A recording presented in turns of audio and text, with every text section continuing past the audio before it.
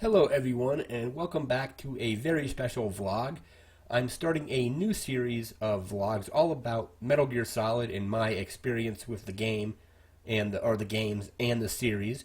So this very first episode we're going to be discussing the original Metal Gear Solid from 1998, and we're going to be touching on, since it's related to this game, Metal Gear Solid VR missions, both for the Sony PlayStation. The game came out on September 3rd, 1998, and I remember the lead up to this game mostly in Electronic Gaming Monthly. And I remember having Nintendo Power when I was a kid, and in around 1988, maybe 1989, they had a bunch of articles on Metal Gear, the NES version. And I ended up playing Metal Gear on the NES. I actually still own it, my copy of that game, and I really enjoyed it. It was pretty difficult for the time, but I remember I don't think I beat it back when I first started playing it, but I played it again in the mid '90s and was able to finish it. Like a lot of NES games, I wasn't able to beat them, when I was 8 or 9, but went back through when I was like 14, 15, 16, and finished off a bunch of those games. So the article in EGM, I just remember seeing the article saying, like, on the cover it said, we're discussing Metal Gear Solid, and I was like, Metal Gear Solid, that sounds familiar. And then I come to find out it's related to Metal Gear, and then Solid was the name of the character you were playing as, Solid Snake. So back in 1998, I actually did not have a PlayStation. I had a Nintendo 64, so I wasn't able to play this game right in 1998, but I remember wanting to play it so badly that I went out and bought a PlayStation emulator. I think there was a couple that were commercially available. One was called Bleem, and the other was Connectix Virtual Game Station. I bought the Connectix Virtual Game Station in around like the year 2000, and this is before I had even a PlayStation controller or a PlayStation controller to USB adapter. So I played everything on a keyboard. It was pretty challenging, but I do remember my layout for the PlayStation controller, and this was just the regular PlayStation controller. It wasn't the DualShock controller. I just remember playing it on the keyboard. I had, the arrow keys were the directional keys, the up, down, left, right. Y was the triangle button. G was square. H was circle. B was the X or cross. And L1 was E. R1 was R. D was L2, and F was R2. And start was enter, and select was shift, and of course, like I said, D-pad for the arrow keys. All right, back to the game.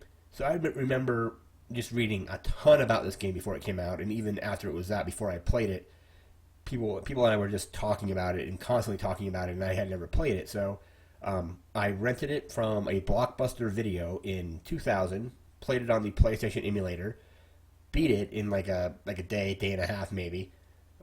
Returned the game to the game store because I didn't own the game, so I returned it to Blockbuster.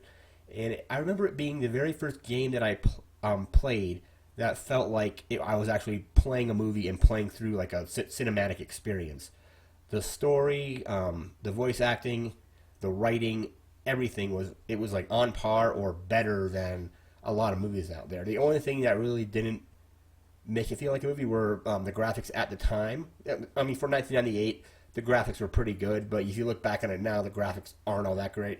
That's the only downside to the to Metal Gear Solid, is probably the graphics. But I remember it was the first time I played a game where I saw that a game could be more than just a game. It was you're playing through a complete narrative experience, and I know the Final Fantasy games had those, but that was one thing I've written in my notes here was that this game was fully voice acted. In the Final Fantasy games, you were doing a lot of reading. So having everything be acted out, at least just with like the voice actors doing all the lines, really added a lot to it. I remember even reading an article that says most of the voice actors in the English version of the game were credited under pseudonyms since they weren't sure if the project was supported by the Screen Actors Guild. There's only 3 actors in the game that actually used their real names. That was David Hayter, the voice of Solid Snake, Doug Stone, and Scott Dolph. I forget which character Doug Stone played, but Scott Dolph, I believe, just played like the various some of the various genome soldiers and NPCs. And he was also at for a time was Hideo Kojima's translator, I believe, and he also had a character named after him in Metal Gear Solid 2. Metal Gear Solid 2 is a video for we'll do in the future. What else? I beat the game. So I beat the game on PC. My cousin actually had a PlayStation 1, and we beat the game again there. He had the game as well. Played through it then. Played through it there. Played through it again on PlayStation 2 with the backwards compatibility, and I also played through it again with the 2004 remake on the GameCube, which it's an excellent version of the game. My only complaint is since they added in elements from Metal Gear Solid 2, like you can actually aim and shoot in first person in the Twin Snakes, and you can also hang off the ledges and bring yourself and crawl over ledges like you could in Metal Gear Solid 2. And it feels like they added those elements but forgot to program the AI to compensate for that. So it just felt it was like a lot easier. However, the cinematics were much better in that version, and it was done like almost like kind of like Matrix style, how you had like a lot of slow motion bullet timey effects going on, as was the trend at the time. But the cutscenes in the GameCube version are excellent. Again, like I said, my only complaint was it felt a little bit too easy on the GameCube with them not upping the AI difficulty because of the elements they added in from Metal Gear Solid 2. But, so, we have this. I actually need to get a new case. This case is actually cracked.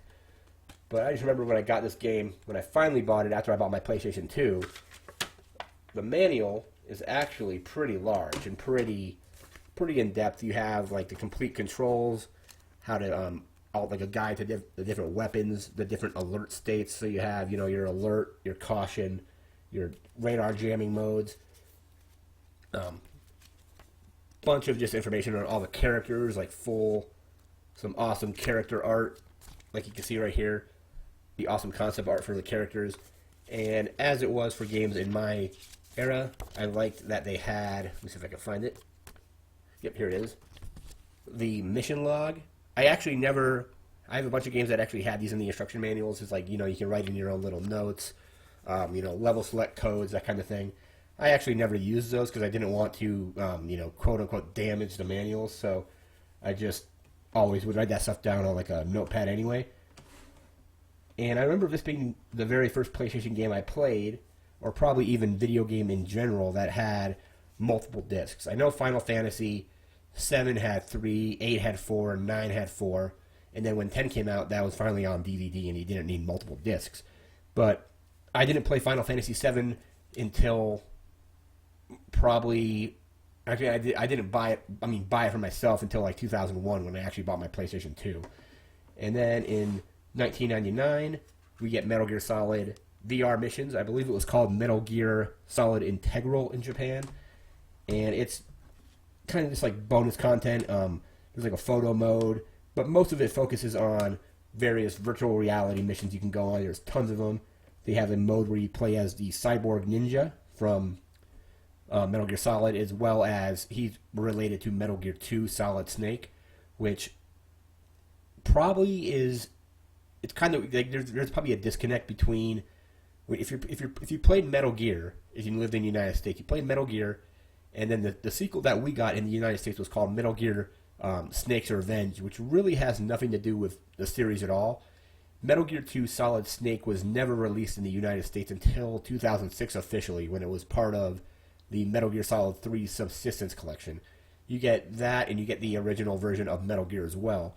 And when you play the original version of Metal Gear on that disc, you're going to find a lot of differences between that and the NES version. They changed a lot of stuff. Like the game starts off in Metal Gear on the NES, you start off in the jungle, and it's got the classic scene where the guard falls asleep and says he fell asleep. It's right like in the first few minutes of the game. But Metal Gear 2, for some reason, was never released in the United States. So there's a lot of story elements that are might confuse people in Metal Gear Solid. This video is going to get into certain spoilers and things like that. So when you first meet the cyborg ninja, Solid Snake discovers that it's actually Gray Fox, who was a character in Metal Gear 2. However, the only way to play Metal Gear 2 before then, and I actually never did this because um, I didn't really feel like having to like mess around with all the translation files and all that. But people on the internet had MSX emulators, and then they custom translated all the Japanese into English so that people could actually play the game. When they re-released the version for Subsistence, there's a few changes that have been made to it. Like the character icons have been changed to look more like the characters in Metal Gear Solid. Just some small cosmetic changes. But the story carries over from Metal Gear to Metal Gear 2 to Metal Gear Solid, and then, on through the series, and then into the prequel series, which starts with Metal Gear Solid 3, which we'll get to in the future as well. We'll get to Metal Gear Solid 2, 2, 3, 4, 5, and so on. And also, kind of unrelated to this game, is I do have, also on Game Boy Color, I don't have the cartridge here with me right now, but I have the Game Boy Color version of Metal Gear Solid, which I don't think really fits into the canon, or I'm not exactly sure if that's been retconned out, or if that was just kind of like all happened in VR or whatever. But that was a really great game. They implemented a lot of the stuff that we see in Metal Gear Solid, and they did it well using just 2 buttons, a D-pad, and start select. It's a pretty amazing game if you can find it. I think it's kind of expensive now. I think I paid $30 for it when it came out, or not when it came out, but $30 for it on eBay a while ago. And it's for the complete version. Now the complete version is probably double that price, because I think I bought mine like 10 years ago probably. But we're going to jump back into the game, and I definitely feel, I know that Thief was the very first real stealth game, or at least modernized stealth game. Metal Gear was stealth, and I remember seeing, I think it was a special on G4 back in 2005, maybe 2006, about the making of Metal Gear Solid. It was probably Metal Gear Solid 3, because that was a game that was around 2004. That's when it came out. And they were saying when Hideo Kojima approached Konami to make Metal Gear, it was probably a really tough sell to sell that game to Konami to get them to actually make it, because it's essentially a game where you're more or less trying to avoid combat. Most games at that time where you're going in, guns a-blazing, trying to destroy everything, things like that. It would probably be very hard for him to approach Konami with an idea where you're trying to avoid doing that. And Konami had also made a bunch of games where it was all run and gun. I do like in pretty much all the Metal Gear games, you can go in stealthily. It's probably preferred, but if you want to go in and just take everybody out, you can do that as well. Except it'll give you a lower rating. Like, you won't get the big boss rating. I think the big boss rating, you have to have it's no kills at all unless it's a boss and things like that. I forgot what rating I got when I beat it. Like I said, I beat it on 4 occasions, but I never really bothered to write down. I forgot what my ranks were. They weren't all that great though. I think I did all right. I ended up going in guns a-blazing more often than going in stealthily, except in the Twin Snakes, because they made that a little bit easier, because you can hang off the ledges and drop down behind guards and take them out and things like that. And then they made stealth not necessarily easier, but they made it more dynamic in Metal Gear Solid 3 with the CQC, with the close quarter combat system, where you can go in and grab a guard, you can interrogate the guard, you can knock the guard out, you can kill the guard, things like that. But I do remember this game just being a lot of stuff, I think, was inspired by Metal Gear Solid. Thief was, like I said, a really good game, and I think Metal Gear Solid and Thief really paved the way for the more modern stealth genre. I remember it was maybe 3 or 4 years after Metal Gear Solid, we got the Splinter Cell came out, and it borrowed a lot of elements from that, where you can make noise to distract guards. I believe in Metal Gear Solid, you lean up against the wall and you can tap the wall, and then the guard will come running around to see what it was, and then you go off to the other side and go up and escape. But also, I just remember, this is before I played the game, but McFarlane Toys made they made 2 Metal Gear Solid toy lines. They did one for Metal Gear Solid and one for Metal Gear Solid 2. It's kind of a shame they never did one for Metal Gear Solid 3, just because the characters in that game were crazy. Like, you had the entire Cobra unit, which would, a toy line based on them would have been awesome. But at the time, I worked at a toy store in Breckenridge. We got these figures in. We got them in a little bit late. I think they came out in the winter of '99. So like January, February of that year, and we didn't get them in stock until the summer. And I pretty much bought them all sight unseen. They were kind of expensive. I think our store was more geared towards collectors, so the stuff was a little bit more expensive.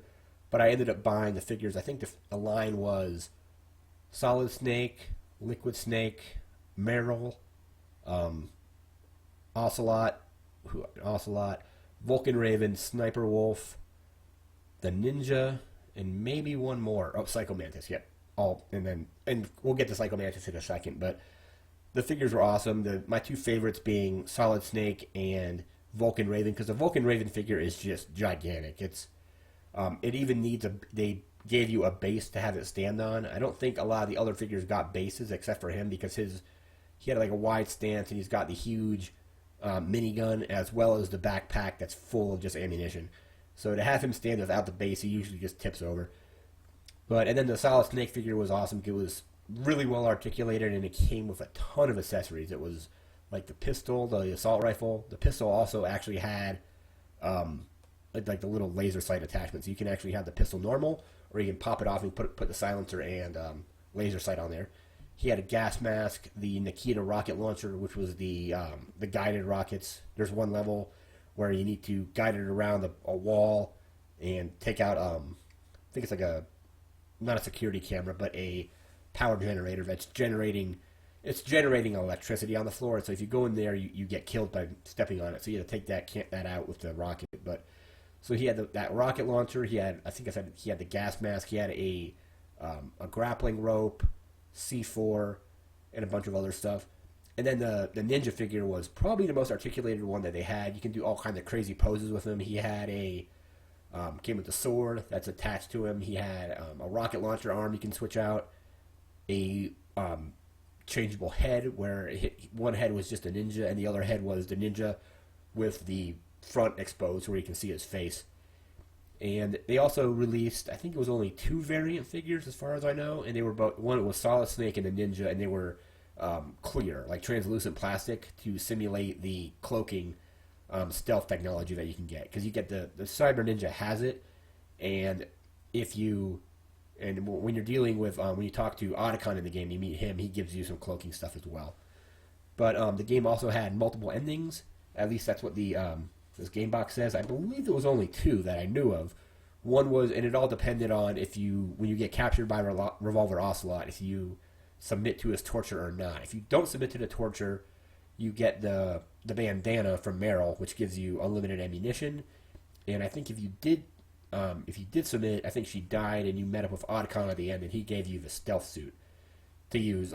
You can use the stealth suit in the game, but I think he gives it to you as an item to start with.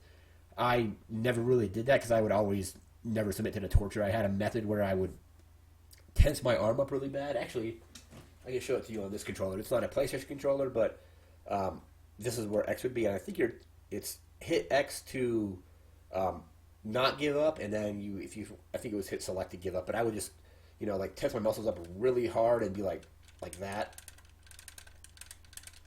Tap it super fast so you never actually submit, and it gets pretty difficult because the duration of the torture. If you don't submit the first time, you get put in a jail cell, and then they come and get you later. They torture you again, and if you do it, then I think it can go on to about 3 times.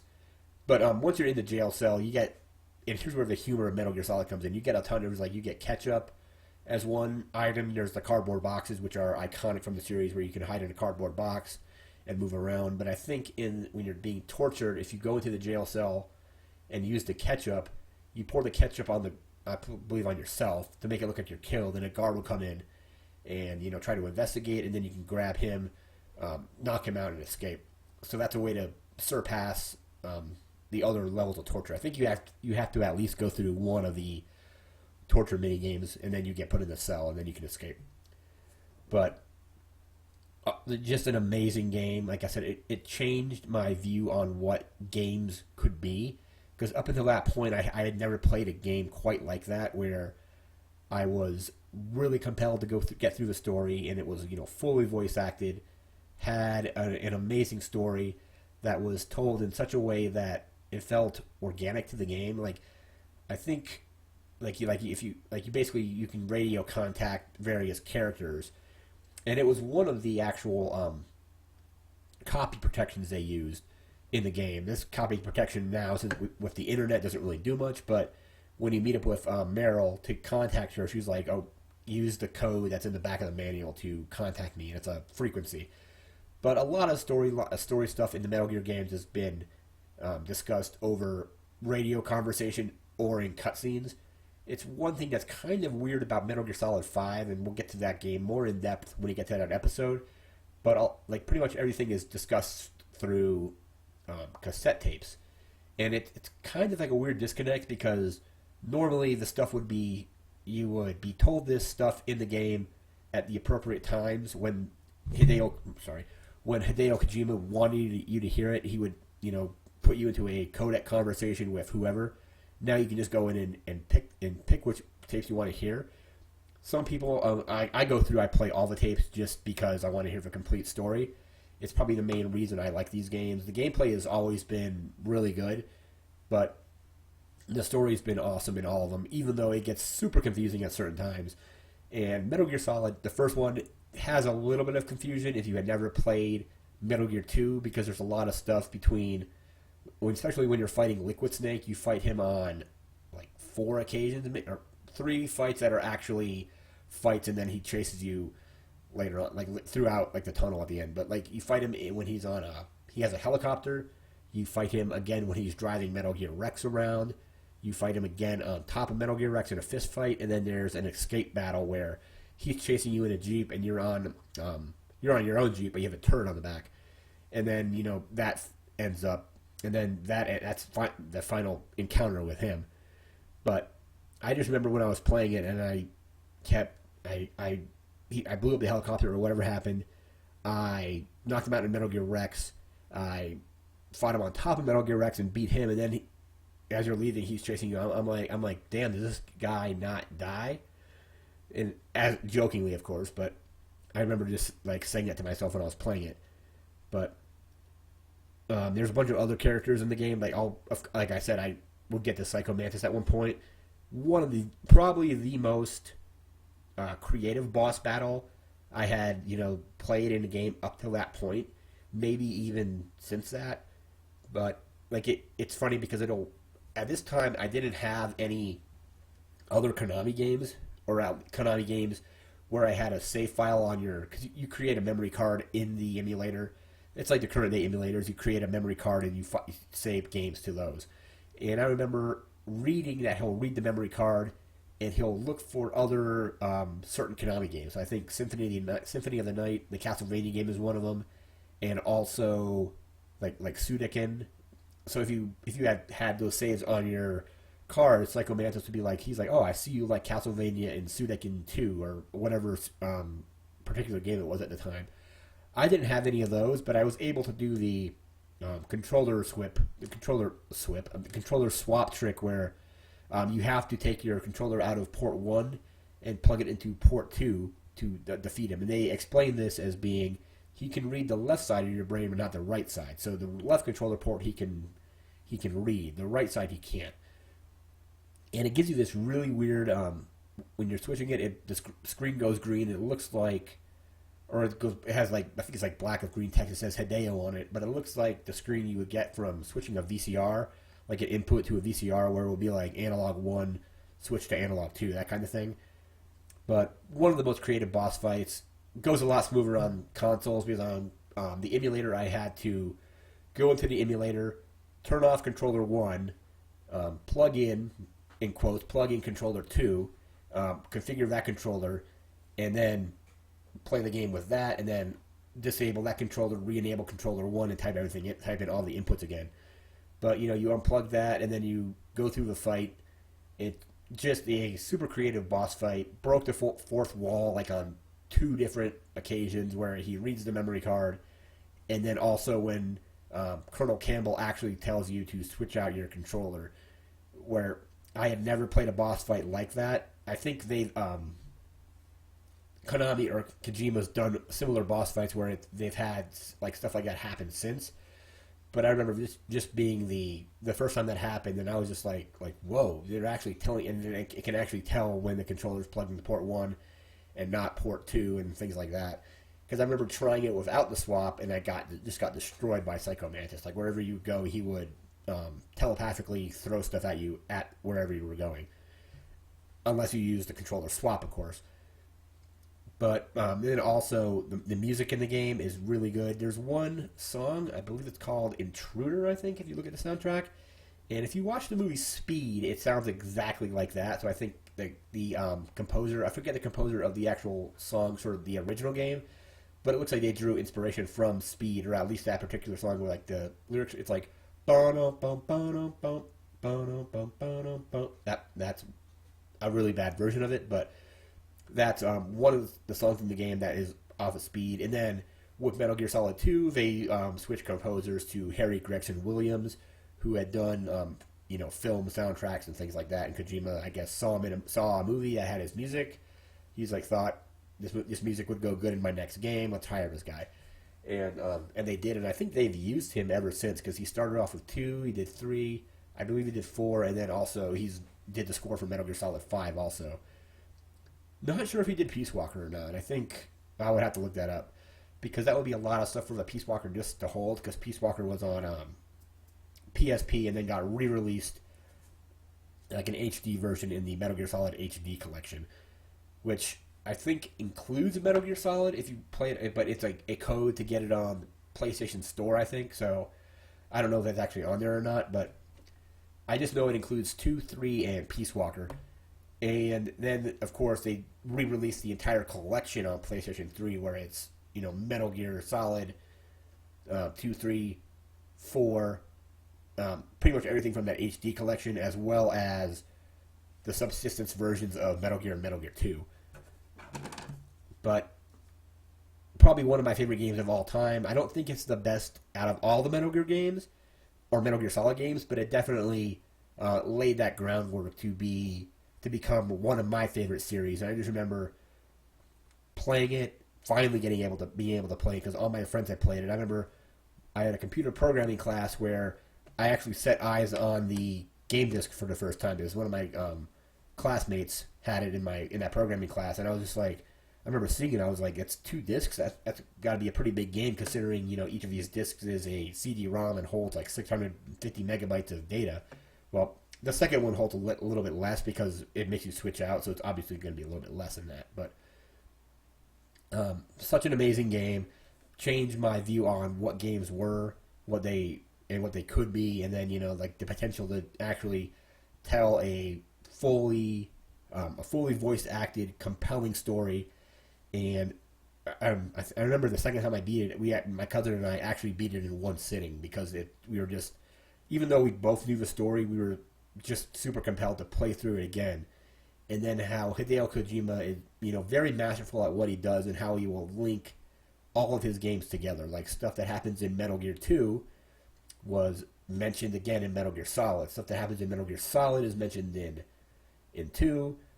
Stuff that happens in Metal Gear Solid 3, obviously not going to be mentioned in 1 or 2 since it was a prequel, but gets mentioned in Peace Walker, gets mentioned in Portable Ops, which I don't really consider that to be a canonical game. I think everything major that has happened in the prequel Metal Gear Solid is in either 3, Peace Walker, or 5. Portable Ops was a good game, but my problem is the PSP. It was just like kind of hard to play games like that on the PSP, where you're trying to use the trigger buttons as cameras, and you're trying to move a character with the control stick. So I'm really glad they actually did Peace Walker and updated that to be in the HD collection. I would have liked them to include Portable Ops in that collection as well, but they didn't. And I believe that's it for this episode. As again, one of my favorite games of all time. I loved it. I love the series. I'm going to continue making videos just going into detail on each of the games in the series. So the next one will be Metal Gear Solid 2.